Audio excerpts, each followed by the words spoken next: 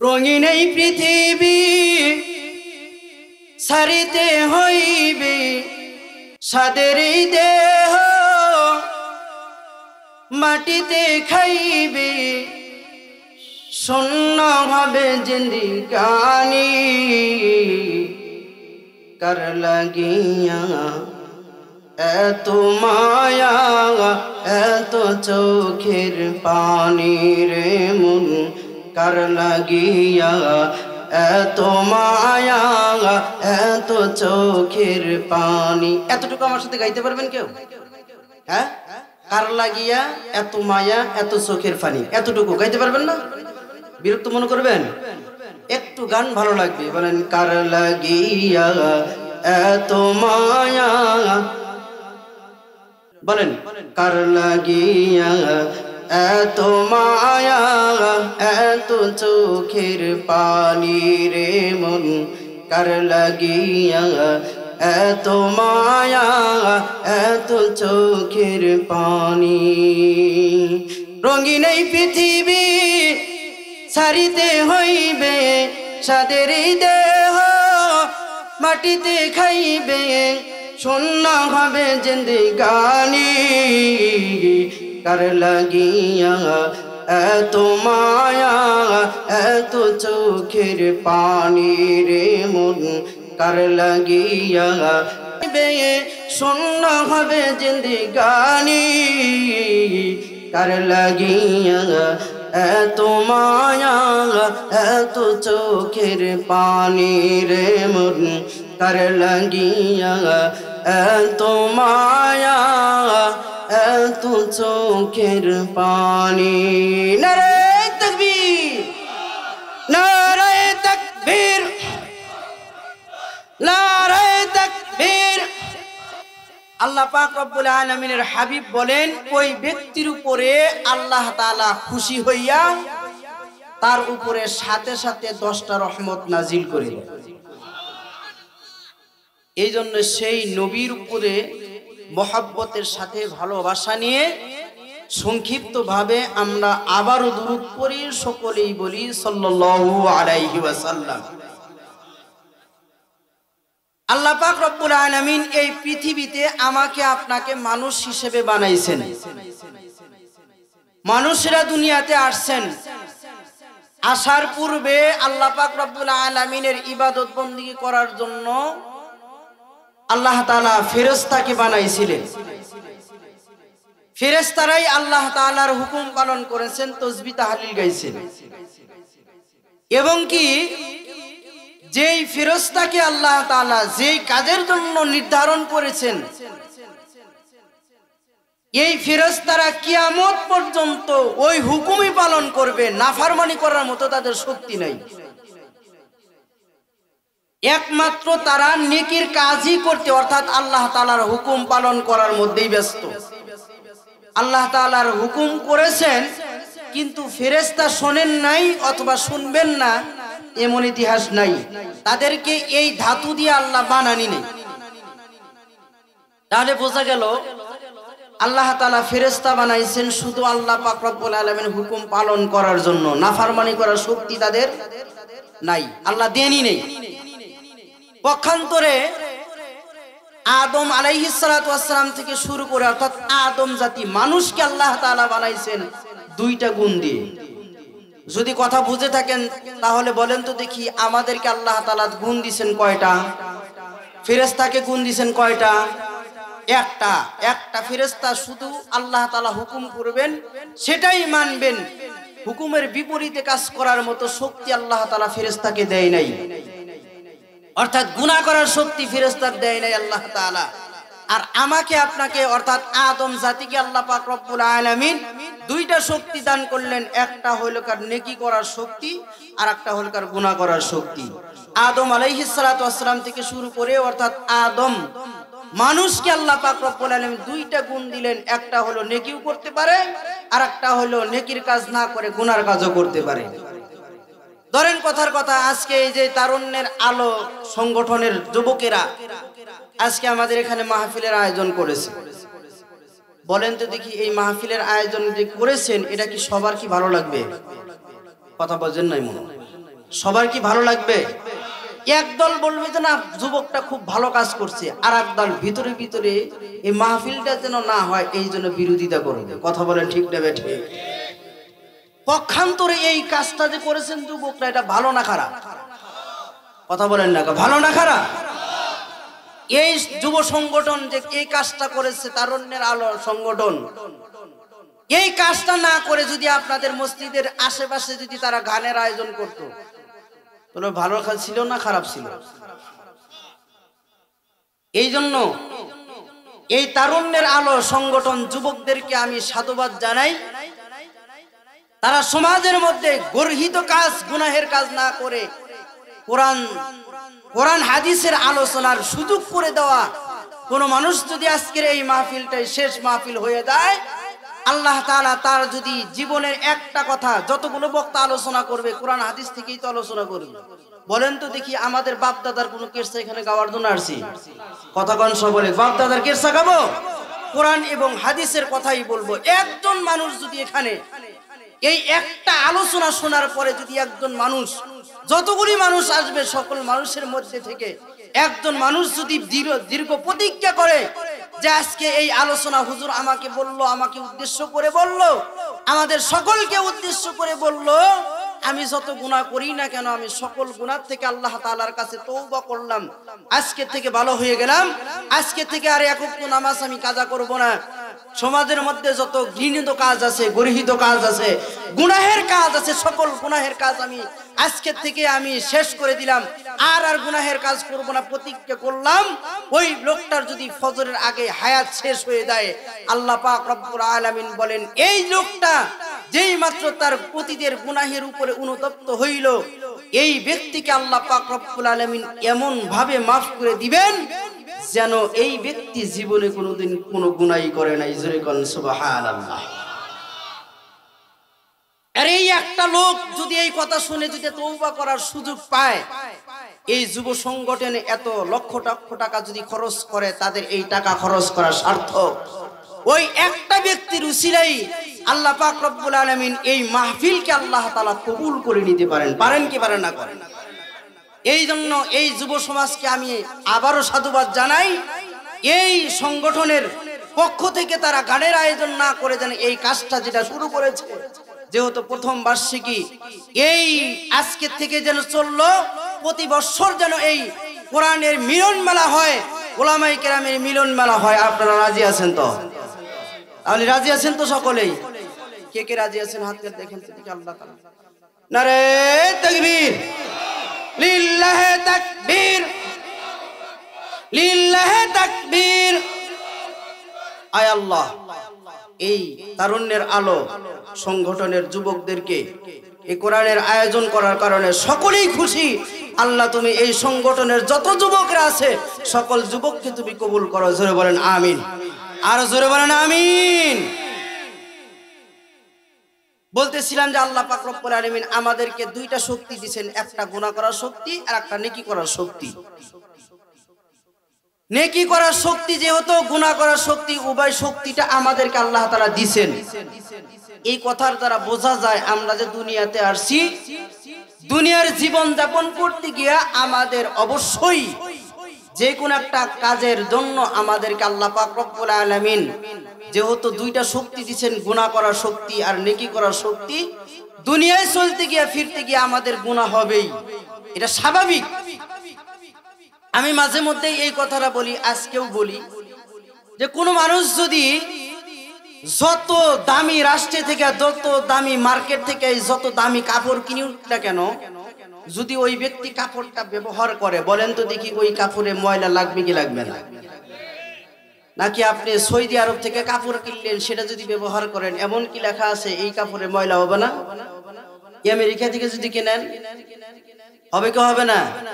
তাহলে বোঝা গেল যত দামি কাপড় আমি ব্যবহার করি না কেন, যদি ব্যবহার করি তাহলে আমার কাপড়ে ময়লা লাগবে, এটাই স্বাভাবিক। পক্ষান্তরে আল্লাহ তাআলা যেহেতু আমাদেরকে গুনাহ করার শক্তি দিয়েই দুনিয়াতে পাঠাইছেন, আমাদেরকে গুনাহ হবেই, এটাই স্বাভাবিক। এই জন্য গুনাহ যদি হয়েই যায়, হয়েই গেছে, ধরেন গুনাহ, নাকি এমন কোনো মানুষ আছেন যে আমার জীবনে একটা গুনাহ করি নাই, এমন মানুষ আছেন? নাই। আল্লাহ তাআলা বলছেন যদি তোমার গুনাহ হয়েই যায় হতাশা হওয়ার কোনো কারণ নাই। তুমি গুনার উপরে যদি অনুতপ্ত হও, নিজেই বুঝতে পারো, যদি তুমি তওবা করো, আল্লাহ পাক রব্বুল আলামিন বলছেন যদি কোনো মানুষ তওবা করে, তওবায়ে নাসুহা করে, আমি আল্লাহ তাআলা তার অতীতের যত গুনাহই হোক না কেন, পাহাড় পরিমাণ, সমুদ্রের ফেনা পরিমাণ যদি তার গুনাহ হয়, আল্লাহ তাআলা ঘোষণা দিয়েছেন ওই ব্যক্তির গুনাহ আমি আল্লাহ মাফ করে দিব। আমার ভাইরা, আমার বন্ধুগণ, আজ থেকে বহু বছর আগে আল্লাহ পাক রব্বুল আলামিন এই দুনিয়াতে আদম জাতি বানাইয়া, আল্লাহ পাক রব্বুল আলামিন আমাদেরকে, আপনাকে আদম আলাইহিস সালাতু ওয়াস সালাম থেকে শুরু করে নিয়ে কিয়ামত পর্যন্ত যত আদম আসবে, দুনিয়াতে মানুষ আসবে, এই মানুষগুলোকে আল্লাহ পাক রব্বুল আলামিন শুধুমাত্র কেবলমাত্র তার ইবাদতের জন্য বানাইছেন। জোরে বলেন কার? আমার আল্লাহ জানাই দিলেন, হে মানুষ সকল, আমি তোমাদেরকে দুনিয়াতে এমনি এমনি বানাই নাই, আমি তোমাদেরকে দুনিয়াতে বানাইলাম মানুষ জাতি এবং জিন জাতিকে আমি আল্লাহ তাআলা বানাইলাম অন্য কোনো টার্গেট নিয়ে না, অন্য কোনো উদ্দেশ্য নিয়ে আমি তোমাদেরকে বানাই নাই। আমার আল্লাহ জানায়া দিলেন, হে মানুষেরা রে, আমার আল্লাহ বলতেছেন, ওয়ামা খালাকতুল জিন্না ওয়াল ইনসা ইল্লা লিয়াবুদুন।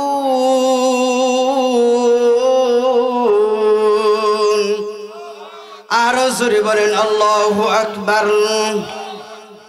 আমার আল্লাহ জানাই দিলেন, মানুষ রে, আমি আল্লাহ দুনিয়াতে আদম জাতি এবং জিন জাতিকে বানাইলাম শুধুমাত্র কেবলমাত্র আমার ইবাদতের জন্য। বলেন তো এই কথাটা কার? আমার আল্লাহ জানাই দিলেন, আমি আল্লাহ তোমাদেরকে দুনিয়াতে পাঠানো, বানানোর একমাত্র উদ্দেশ্য হইল তোমরা শুধুমাত্র কেবলমাত্র আমার ইবাদত বন্দি করবা।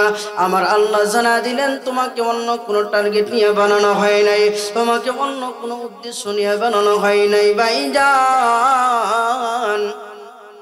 তাহলে বলেন তো দেখি, আল্লাহ যদি আমাদেরকে আল্লাহর ইবাদত বন্দেগী করার জন্য দুনিয়াতে পাঠাইয়া দেন, জিন জাতি এবং মানুষ জাতিকে যদি আল্লাহ তার ইবাদতের জন্য বানাইয়া দেন, বলেন তো দেখি আপনাদেরকে একটা প্রশ্ন করি। সেই প্রশ্নটা হইল, এই পৃথিবীতে এখন বর্তমান সময়ের মধ্যে যতগুলি মানুষ আছে গো বাবা, সকল মানুষ যদি আল্লাহ পাক রব্বুল আলামিন যেই উদ্দেশ্য নিয়ে মানুষ জাতিকে, আদম জাতিকে বানাইছেন, এই উদ্দেশ্য সফল করার জন্য সকল মানুষ যদি আল্লাহর ইবাদত বন্দেগী করা, আল্লাহর দাসত্ব করা শুরু করে দেয়, অর্থাৎ আল্লাহর নাফরমানি করবে, এমন কোন মানুষ যদি পৃথিবীর জমিনে না পাওয়া যায়, অর্থাৎ যতগুলি মানুষ আছে সকল মানুষ যদি আল্লাহর ইবাদত বন্দেগী করা শুরু করে দেয়, বলেন তো দেখি আল্লাহ যে আল্লাহ আছে, সেই আল্লাহ থেকে চুল পরিমাণ আল্লাহর কোন উন্নতি হবে? কথা বোঝেন নাই মনে হয়। আমার বাবাজিরা, এই সময়ের মধ্যে পৃথিবীর জমিনে যতগুলো মানুষ আছে গো বাবা, সকল মানুষ যদি আল্লাহর ইবাদত করা, আল্লাহর দাসত্ব করা আমরা শুরু করে দেই, অর্থাৎ একজন মানুষ যদি এরকম না পাওয়া যায় আল্লাহর নাফরমানি করে, অর্থাৎ সকলেই যদি আল্লাহর ফরমান বান্দার হইয়া যায়, আল্লাহর ইবাদত বন্দেগী করা শুরু করে দেয়, তাহলে এমন কোনো হবে না যে আল্লাহগিরি আছে তার থেকে চুল পরিমাণ আল্লাহর কোনো ক্ষতি হবে। পক্ষান্তরে ও সমস্ত মানুষ যদি আল্লাহর নাফরমানি করা শুরু করে দেয়, তাহলে আল্লাহ আছে তার থেকে চুল পরিমাণ আল্লাহর ক্ষতি হবে। তাহলে বোঝা গেল সকল মানুষ যদি আল্লাহ পাক রব্বুল আলামিনের নাফরমানি করে আল্লাহর কোনো ক্ষতি নাই। সকল মানুষ যদি আল্লাহর ইবাদত বন্দি করে আল্লাহর কোনো লাভ নাই। তাহলে বলেন কেন কোন কারণে? আল্লাহ বলে দিলেন ওমা খলাকতুল জিন্না ওয়াল ইনসা ইল্লা লিয়াবুদুন। আমি আল্লাহ দুনিয়ার জমিনে তোমাকে আদম জাতি এবং জিন জাতিকে দুনিয়াতে বানাইলাম আমার ইবাদতের জন্য। ভাইজান তাফসীরে কিতাবের মধ্যে লেখা হয় আল্লাহ পাক রব্বুল আলামিন যদি এই পৃথিবীতে যতগুলি মানুষ বানাইছেন গো বাবা, এই মানুষগুলি যদি আল্লাহর নাফরমানি করা শুরু করে দেয় আল্লাহর কোনো ক্ষতি নাই। তবে আল্লাহ যদি একজন মানুষও যদি আল্লাহর ইবাদত বন্দেগী তাসবিহ তাহলিল যদি না করে, জিকির আজকার যদি না করে আল্লাহর কোনো ক্ষতি নাই। তার মানে হইল মানুষ ব্যতীত আল্লাহর জিকির করার মানুষের কোনো অর্থাৎ সৃষ্টিকুলের কোনো অভাব নাই। কন্যা মারহাবা। একটা দৃষ্টান্ত দিলে বুঝতে পারবেন মানুষ ছাড়াও আল্লাহর ইবাদত বন্দি করার সৃষ্টিকুলের কোনো অভাব নাই। যেমন হযরত ইউনূস আলাইহিস সালাতু ওয়াস সালামের নাম আপনারা শুনেছেন, শুনেন নাই? ইউনূস আলাইহিস সালাতু ওয়াস সালাম অনেক লম্বা ঘটনা বলা আমার মুখ্য উদ্দেশ্য নয়। ইউনূস আলাইহিস সালাতু ওয়াস সালাম মাছের পেটে ছিলেন 40 দিন। জোরে বলেন কয় দিন? 40 দিন। ইউনূস আলাইহিস সালাতু ওয়াস সালাম যখন প্রথম দিন যখন মাছের পেটের মধ্যে, আল্লাহ পাক রব্বুল আলামিন মাছকে আদেশ করলেন, হে মাছ, সমুদ্রের মাছকে বললেন, মাছ আমার পয়গম্বর তোমার পেটের মধ্যে আমি সংরক্ষণ করলাম, তুমি আমার পয়গম্বরকে হেফাজত করবা। সুবহানাল্লাহ, জোরে বল। আল্লাহ বললেন, খবরদার আমার পয়গম্বর ইউনূসের জন্য কোনো ক্ষতি না হয়। আমার পয়গম্বর ইউনূস তোমার পেটের মধ্যে সংরক্ষণ করলাম, তবে তুমি মনে করো না এটা আমার খাদ্য হিসেবে, না, আমার পয়গম্বরকে তুমি হেফাজত করবা, আমার পয়গম্বরের জন্য কোনো ক্ষতি না হয়। তাফসীরে কিতাবের মধ্যে লেখেন ইউনূস আলাইহিস সালাতু ওয়াস সালাম মাছের পেটের মধ্যে আছে। এমন সময় হাত পা নড়ায় দেখতেছেন যে আমি যে মাছের পেটে, আমি কি জীবিত নাকি মৃত? বলেন তো দেখি, হাসার কথা না। মানুষ যদি মইরে যায় এই কল্পনা আসবো? ইউনূস আলাইহিস সালাতু ওয়াস সালাম হাত পা নড়ায় দেখলেন যে না, আমি জীবিতই আছি। এমন মুহূর্তের মধ্যে আল্লাহ পাক রব্বুল আলামিনকে প্রশ্ন করলেন, ইয়া আল্লাহ, আমি এখন সমুদ্রে মাছের পেটের মধ্যে কোন জায়গায় অবস্থান করতেছি তাও জানি না, তবে এই জায়গার মধ্যে একটা আশ্চর্য জিনিস আমি শুনতে পাইতেছি। সেইটা হলো, এই জায়গার মধ্যে শুনতে পাইতেছি মাছের পেটে থেকে আমি আপনার পবিত্র নামের কারা যেন জিকির করতেছি। সুবহানাল্লাহ। যারা বলেন নাই কাল দিন পরে বললেন, জোরে কন্যা সুবহানাল্লাহ।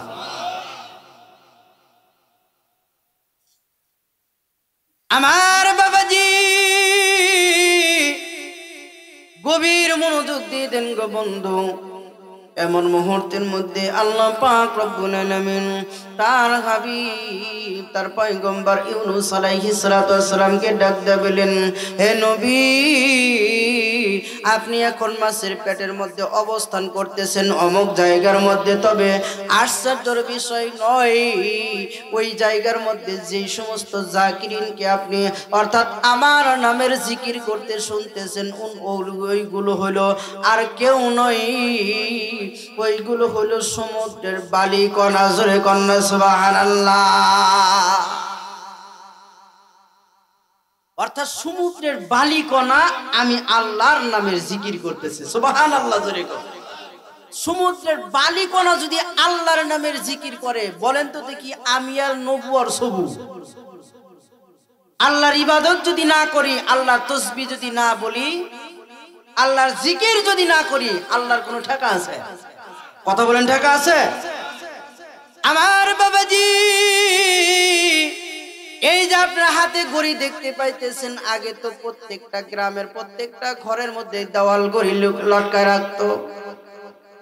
এই ঘড়ি আপনি একটু মনোযোগের সাথে আপনি কানের কাছে নিয়ে দেখবেন একটা টিক টিক টিক টিক শব্দ করে, করে কি করে না বলেন?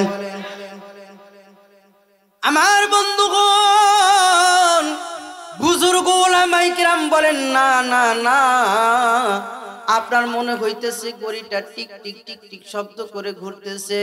না না না, ঘড়ি তো টিক টিক টিক টিক শব্দ করে বলে না। বুজুর্গ উলামায়ে কিরাম বলেন এই ঘড়ির কাঁটা আমার আল্লাহ বললেন ইয়া আইয়ুহাল্লাযীনা আমানু তুবু ইলাল্লাহি তাওবাতান নাসুহা। তওবা নাসুহার জন্য কয়েকটা শর্ত আছে গো বাবা, আমি ওই দিকে যাওয়ার হয়তো বা সুযোগ পাবো না। তবে যেই গুনার কারণে তওবা করবেন, জীবনেও ওই গুনাহ যদি আপনি না করেন, তাহলে এই তওবাকেই আল্লাহ পাক রব্বুল আলামিন তওবা নাসুহা বলেছেন গো বাবা। তুমি যদি তওবা করতে পারো, আল্লাহ পাক রব্বুল আলামিন তোমাকে এমন ভাবে মাফ করে দিবে। আল্লাহ রাসূল বলেছেন আন্নাদামুত তওবা আত-তাইবু মিনাজ যামবি কামান লা যামবালা। তুমি যদি নিজের গুনার উপর অনুতপ্ত হইতে পারো, ইবনে মাসউদ রাদিয়াল্লাহু তাআলা আনহু এই হাদিসটা বর্ণনা করেছেন গো বাবা। ইবনে মাসউদ রাদিয়াল্লাহু তাআলা আনহু বলতেছেন আন্নাদামুত তওবা, আপনি একটা গুনাহ করছেন, গুনাহ করার পরে সবচেয়ে বড় গুনাহ, এক হাদিসের কিতাবের মধ্যে আসছে চারটা হলো সবচেয়ে বড় গুনাহ। জোরে বলেন কয়টা? সবাই বুঝতেছেন না কথা? জোরে বলেন কয়টা? চারটা বড় গুনাহ কথা আল্লাহ তাআলা বলছেন। আল কাবাইরু আশরাকু বিল্লাহ, আল্লাহ তাআলার সাথে কোনো মানুষকে কোনো জিনিসকে শরীক করা, হাদিসের কথা। উকুকুল ওয়ালিদাইন 2 নাম্বার। আরেকটা হলো মিথ্যা কথা বলা, মিথ্যা কথার সাক্ষী দেওয়া। এই দুইটা তো আমাদের সমাজের মধ্যে একদম কম। কথা কন না, কম না বেশি? এমন ভাবে মিথ্যা কথার সাক্ষী দেয় এখন, বিশেষ করে আদালত গুলোতে আছে না নাই? খালি কিছু টাকা দিলেই মিথ্যা কথা এমন সুন্দর করে সাজাবে, মনে হয় এটাই সত্য কথা। আছে না নাই? তবে মূলত এটা কি কথা? মিথ্যা কথা। আল্লাহ রাসূল বলেছেন গুনাহ, সবচাইতে বড় গুনাহ হলো কার মিথ্যা কথা বলা, মিথ্যা কথার সাক্ষী দেওয়া, মা বাবার সাথে নাফরমানি করা। এটাও তো আমাদের সমাজের মধ্যে একদম কম। কথা কন না কে? আছে না নাই? সন্তান মা বাবার নাফরমানি করে। এখন বিভিন্ন জায়গায় বয়ান করার জন্য গেলে সর্বপ্রথম মা বাবার সম্পর্কে আসে। বাবা আসে কানতে কানতে, অথবা কান্নার বলতে বলতে কান্নাই করে ফেলে, হুজুর আমার সন্তান আমার কথা শোনে না। আছে না নাই? এমন সন্তান আছে, মা বাবা কোন অবস্থায় চলে, কোন অবস্থায় জীবন যাপন করতেছে সেটা খোঁজ খবর নেয় না। আছে না নাই? এজন্য আল্লাহ রাসূল বলেছেন মা বাবার সাথে বেয়াদবিমুখ আচরণ করা সবচেয়ে বড় গুনাহ, কবিরা গুনাহের মধ্যে একটা গুনাহ। এই জন্য বাবাজি, কবিরা গুনাহের মধ্যে 1 নাম্বার গুনাহ হইল আল্লাহ পাক রব্বুল আলামিনের সাথে কাউকে শরীক করা। এটা একটা এমন একটা লম্বা বিষয়বস্তু গো বাবা। আমি আপনি দুনিয়াতে চলতেছি, এমন মুহূর্তের মধ্যে আমার আপনার অহরহ কবিরা গুনাহ হইয়া যাইতেছে, কিন্তু আমি আপনি জানিও না। একটা কবিরা গুনাহই কিয়ামতের ময়দানে আমাকে আপনাকে জাহান্নামে নিয়ে যাওয়ার জন্য যথেষ্ট। আমার বাবাজি দেখেন, নমুনা স্বরূপ আমি আপনাদের কাছে 2-1টা কথা বলি গো বাবা। যদি আমার সন্তানরা এই চাকরি যদি আমার না করতো, সমাজে আমার বেচার কোনো অবস্থা ছিল না, আমি ভালো খাইতে পারতাম না, আমি ভালো কোনো পড়তে পারতাম না। আমার যদি অমুক জমিতে আমার যদি এত ধান যদি না হইতো, আমার চলার কোনো ক্ষমতা ছিল না। আমার সন্তান যদি এই ব্যবসা যদি না করতো, আমার কোনো চলার ব্যবস্থা ছিল না। অর্থাৎ আপনি বুঝাইতেছেন আপনার সন্তান চাকরি করে, সেই চাকরি আপনাকে বাঁচায়। আপনার অমুক জায়গায় জমি আছে, সেই জমি দান দেয়, সেই জমি আপনাকে বাঁচায়। আপনার ঘাটাইলে ব্যবসা আছে, সেই ব্যবসা আপনাকে বাঁচায়। বলেন তো দেখি, হ্যাঁ? বলেন তো দেখি, ব্যবসার ক্ষমতা আছে আমাকে বাঁচানো, চাকরির ক্ষমতা আছে আমাকে বাঁচানো, জমির ক্ষমতা আছে আমাকে ধান দেওয়ার ক্ষমতা আছে। এই জন্য বাবাজি আমি আপনাদেরকে একটা কথা বলতে চাই, আল্লাহ পাক রব্বুল আলামিন যদি জমিতে ধান দান করেন, ওই জমিতে যদি আল্লাহ পাক রব্বুল আলামিন চাউল যদি না দান করেন গো বাবা, বলেন তো দেখি আমার আপনার শক্তি আছে নাকি চাউল দিতে পারে কেউ?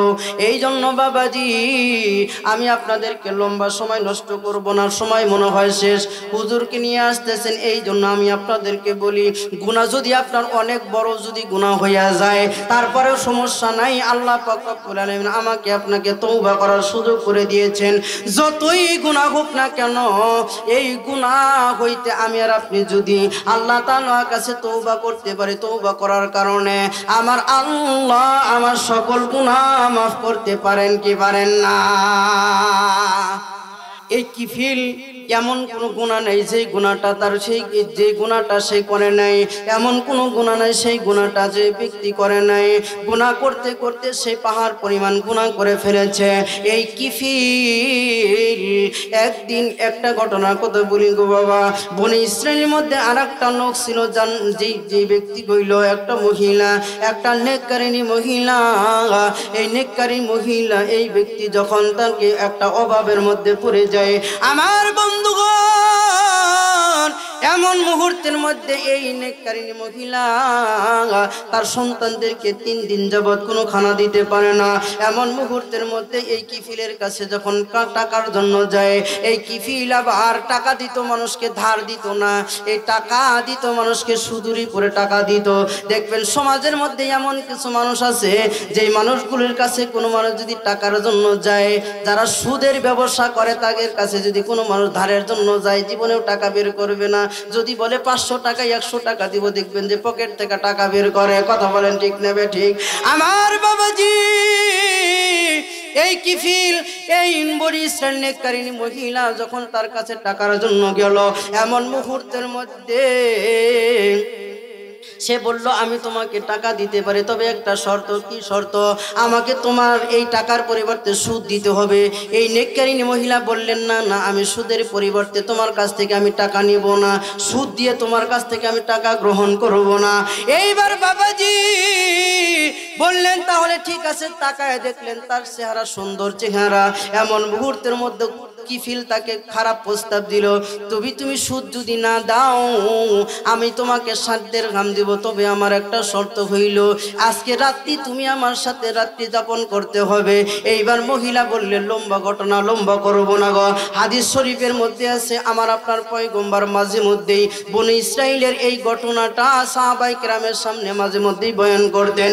এই জন্য বাবাজি এই মহিলা তার থেকে 7 দিরহাম টাকা গ্রহণ করে তার সন্তানের জন্য বাজার ঘাট করে খাবারের ব্যবস্থা করে, বিকালবেলা সেই ব্যক্তি মনে করলো যে আমাকে এখন তো আমার কিফিলের কথা অনুযায়ী তার সাথে আমার রাত্রি যাপন করতে হবে। লম্বা ঘটনা।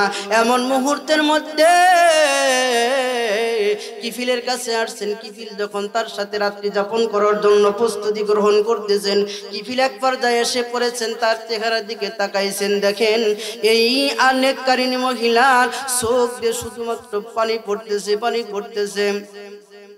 এই কিফিল তাকে জিজ্ঞাসা করলেন, তুমি কান্দো কেন? তোমার চোখ থেকে একটু পানি বের হয় কেন? এইবার এই বনি ইসরাইলের নেককারিনী মহিলা বললেন, আমি আপনার সাথে রাত্রি যাপন করব, এটাই তো অবৈধ, এই যে গুনাহ হবে। আমি একটা কথা চিন্তা করে আমি আমার চোখে পানি আমি ধরে রাখতে পারতেছি না। এইবার কিফিল জিজ্ঞাসা করলো, কি কথা মনে করে তুমি এরকম ভাবে কাঁদতেছো জানতে চাই। এইবার নেককারিনী মহিলা বললেন, আমি আপনার সাথে রাত্রি যাপন করার পরে আগামীকাল আমার এই চেহারা আমার আল্লাহকে কিভাবে দেখাবো? আমার ভাইরা, আমার বন্ধুগণ, এইবার কিফিলের জন্য অন্য কোনো কথার দরকার হয় নাই। হাদিসে কিতাবের মধ্যে লেখা হয় কিফিল যখন এই কথাটা মহিলার থেকে শুনতে পাইল, তখন শোনার সঙ্গে সঙ্গে অন্তরের মধ্যে ভয় আসছে, আমি সারা জীবনবার একটা নেকির কাজও করলাম না, শুধুমাত্র গুনার কাজ করলাম। এই ব্যক্তিকে আমি হাত দিয়ে ছুঁইও নাই, আমার নখ দ্বারা স্পর্শ করি নাই। তার আগে এই ব্যক্তি এই মহিলার চোখ থেকে পানি পড়তেছে। জিজ্ঞাসা করলে বলল, আমার এই চেহারা গুনামাখা চেহারা আল্লাহর কাছে আমি কিভাবে দেখাবো? আর আমি তো সারা জীবন ভর আমি গুনাহ করলাম, তাহলে আমার চেহারাটা আল্লাহর কাছে কিভাবে দেখাবো?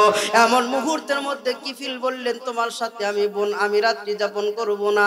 আমার এই যে তফিলের মধ্যে টাকা আছে সব টাকা তুমি নিয়ে যাও, তবে শর্ত হইল তুমি কান্না মাখা হৃদয় দিয়া আল্লাহর কাছে আমার জন্য দোয়া করো, আমি তওবা করে ফেললাম। আমার ভাইয়ের, আমার বন্ধুগণ, কিফিল যখন দোয়া করলো, কিফিল দোয়ার কথা যখন মহিলাকে বলল, এমন মুহূর্তের মধ্যে দোয়া করা শুরু করে সেই ব্যক্তি বিদায় হয়ে গেল। রাত্রিবেলা ফজরের আগেই কিফিলের দুনিয়া থেকে চলে গেছে। মানুষ মারা গেলে দেখতে আসে না মানুষে? দরজার সাথে এটা কি লেখা থাকে? গেটের সাথে লেখা আছে আল্লাহ তাআলা কিফিলের জীবনের সকল গুনাহ মাফ করে দিয়েছে তওবা করার কারণে। এই জন্য বাবাজি, আমার বন্ধুগণ, আল্লাহ তাআলা আমাদেরকে গুনাহ করার শক্তি দিয়েছেন, এই জন্য হতাশা হওয়ার কোনো কারণ নাই। আল্লাহ পাক রব্বুল আলামিনের কাছে বেশি বেশি তওবা করার জন্য দোয়া করা। আল্লাহ তাআলা যেন শেষ সময়ের মধ্যে আমার আপনার তওবা যেন আল্লাহ তাআলা কবুল করেন। সকলে বলেন আমিন।